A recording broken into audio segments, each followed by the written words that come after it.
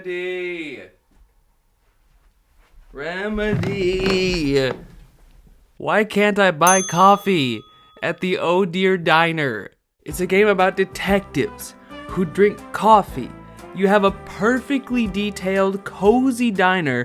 Why can I not, as a detective, drink coffee in the cozy diner? Interact with waitress, receive coffee, walk around town with coffee. Let me sit in the booth too, with my coffee. Press X, take this, and put this here. I want to get comfy while I do my detective work. There's like a semi-open world. Why can't I sit in the booth with my coffee and also a piece of pie maybe before I start up my mind place work? This extra small bit of interactivity would add so much immersion to the experience. It's so worth the effort to patch it in. Stuff like this is what I want more of in your games moving forward. A deeper sense of subtle, optional interactivity to further immerse me in the visually captivating worlds you create. Like I want to be able to sit in the director's chair. Why can't I sit in my chair? It's my chair. Everyone wants the big chair, Meg! Why can't I press X to sit down in a chair in the theater instead of having to stand around and like manually position my camera in order to watch Sam Lake fillet himself for 20 minutes?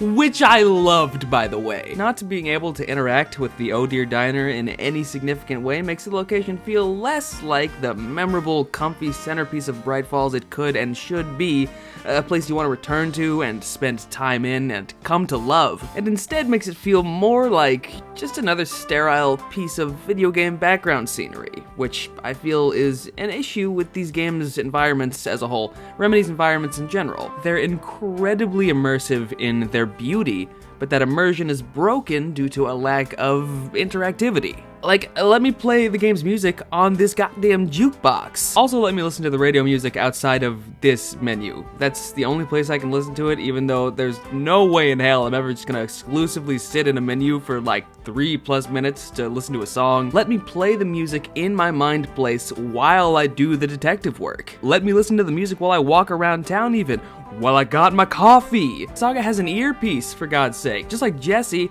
had a Walkman. We should be able to listen to all this great music on the go, to some extent at least, in Alan Wake 2, or like on some Phantom Pain shit, just like we should have been able to do in Control. And if that doesn't fit the tone, if that lessens the tension you're trying to create, I get that. But at the very least, I do think the music still works outside of a menu in the character's individual mind places. I still think that works.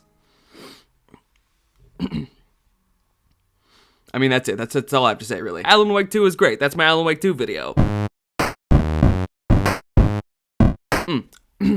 P.S. Make Scratch funny again in the DLC, please. I get he had to be all scary because the tone of the sequel was way spookier than the original, but still, like, we gotta see more of this Scratch. DLC is the perfect time to let Ilka just fucking go off his nut again. Okay, we're done. Oh, wait, PSS. Please, stop using jump scares. God, Jesus. It was generally an alright scare tactic up until the level where there were like 30 jump scares in 20 minutes. Then it got really annoying. That's some cheap shit. Y'all are better than that. I personally much prefer the gameplay-based jump scares, like this one, or the two in the general store early on. Those are fun scares. Alright, that's all I got. Everybody, buy Alan Wake 2, please. Wait, I'm very sorry. One more thing, actually. Y'all don't need these unnecessary upgrade systems in your games. Control had one too, and it was the weakest part of the whole experience.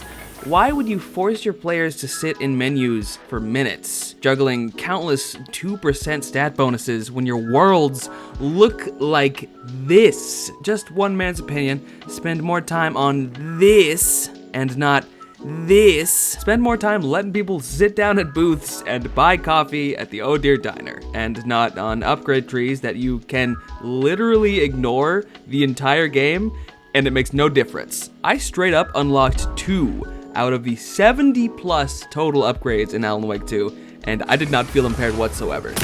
Like, these are almost worthless. Okay, I'm done. Everybody go buy this game. Everything else about it is amazing, but I don't want to spoil anything, so all I'm gonna say is that everybody should play.